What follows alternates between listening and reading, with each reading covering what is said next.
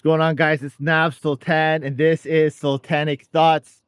Got a nice view in the background today, and today I want to talk about 3 or 4 parts of you that need to be in alignment. They need to be working together, and when they're not working together, you start to get self-sabotage, and you start to kind of live a very unfulfilling life. Now, we all have an ego, we all have a soul, we all have an inner child, and we all have a heart, right? And your soul and your heart and your inner child are kind of like on the same team, but the wild factor is your ego, right? Your ego will kind of, if you're not careful and you're not kind of aware of it and you don't have it in check, it's going to want to do its own thing. It's not really going to want to work with these three. You know what I mean? And your goal in life is actually to have all 4 working together. You want to incorporate your ego with your soul, with your heart, with your inner child, and have them all working together. But most of us, we're just kind of ego driven.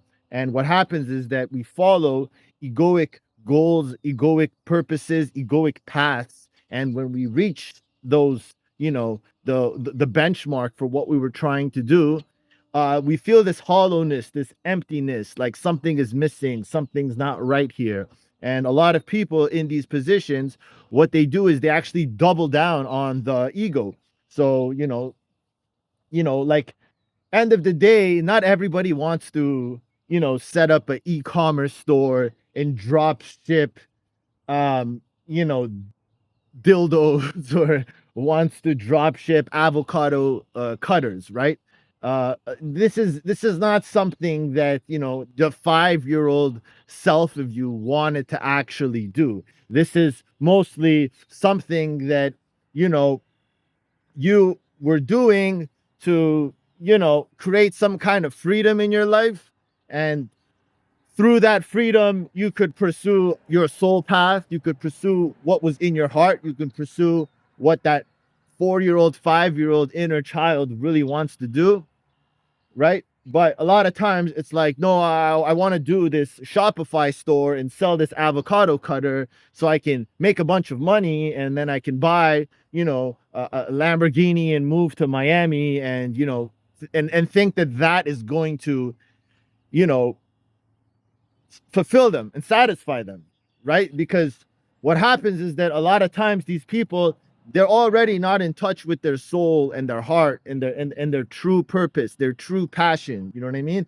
They haven't really uncovered the layers of the onion to really figure out what is it that comes natural to me. What is it that I really want to do? What is it that if money was not an issue, I would be doing it.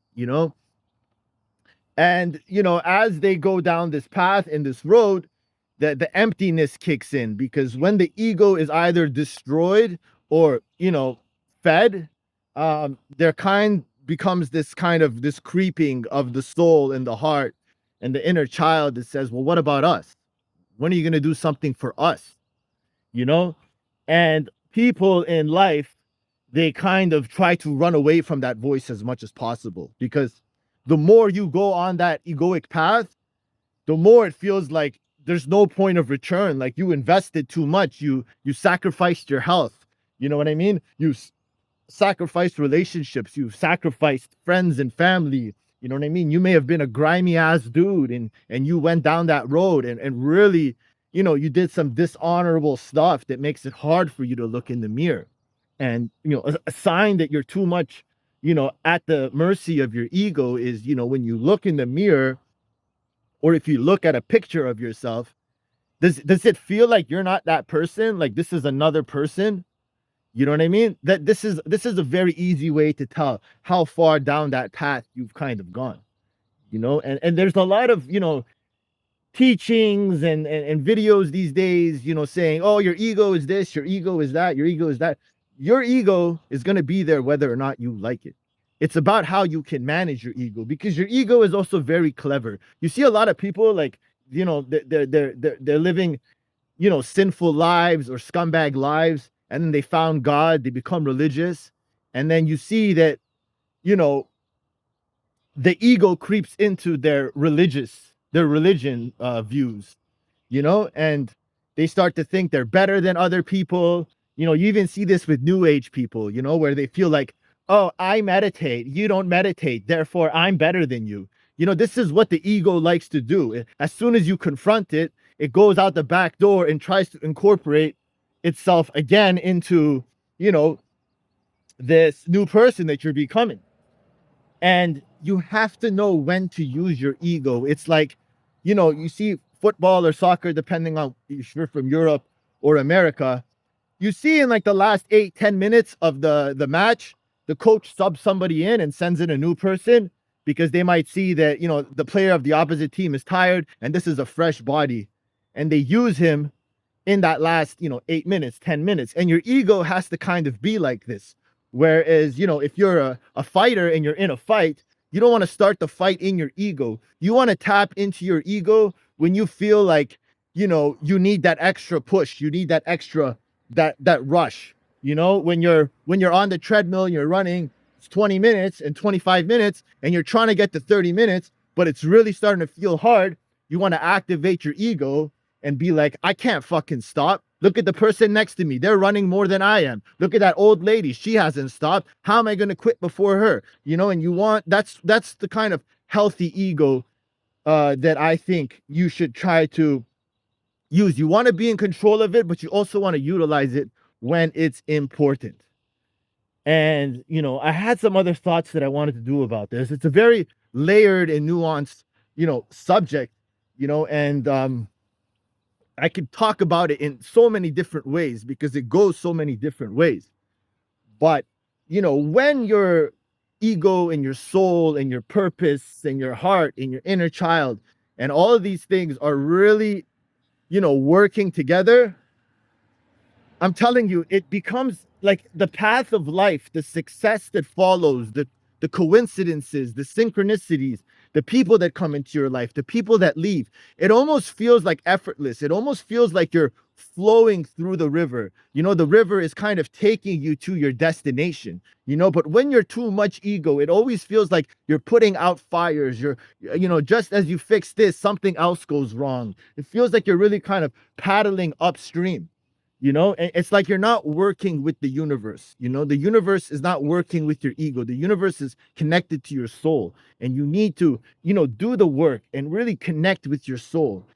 Being out in nature, the music you listen to, a lot of music is demonic. You want to stay away from this demonic music. You want to find, ideally music that doesn't have lyrics and just has a nice frequency and quiet your mind. Prayer, meditation, journaling. All these things, they're very surface level things you can do, but they make a difference. And you kind of want to work on connecting with your true essence, whatever that might be. There's ways to really destroy your ego.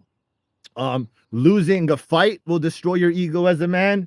If you go compete, in tournaments and you take a loss, it can really destroy your ego.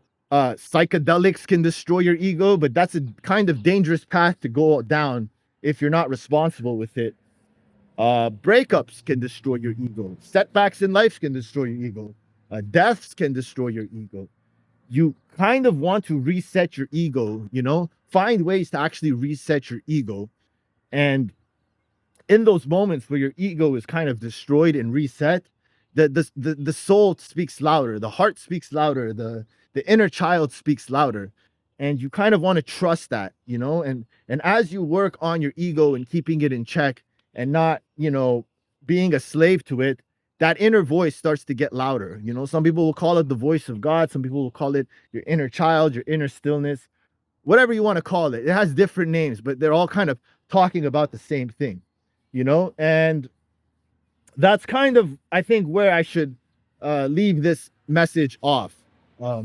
It's layered, it's nuanced, and I think I kind of explained my point well, and I want you guys to really do the reflection and act on, the voice inside of you that's not coming from, insecurities and greed and, just kind of, the crowd. There's just the propaganda machines, the marketing campaigns that are all around us that are making us feel like, oh, life is all about having this, and life is all about being like this and looking like this and all that stuff, because that's just noise. That's not what you're really here for. That's not really what is keeping you connected. And when you do find that thing, you start to feel really connected to it. Like, you know, this channel, for example, is me keeping my ego in check and aligning with my soul and my heart to speak these messages and put out this word,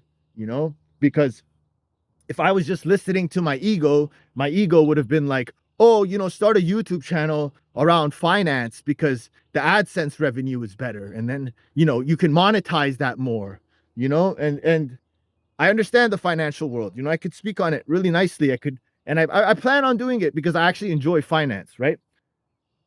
But, you know, in the moment, you know, it was really about, no, like, speak about, you know, what you're going through and what you've learned and your lessons as a 40-year-old man, and spread that message and create the, like, almost like create a space for more of that to channel within you, so that, you know, not only is your understanding and your knowledge growing, but also, you know, you're spreading it to other people that can use this information and creating that community and whatnot. So, you know, that's the message. Got a nice sunset here. I'm gonna sit here, watch the sunset. Hope you guys like the video. Like, subscribe.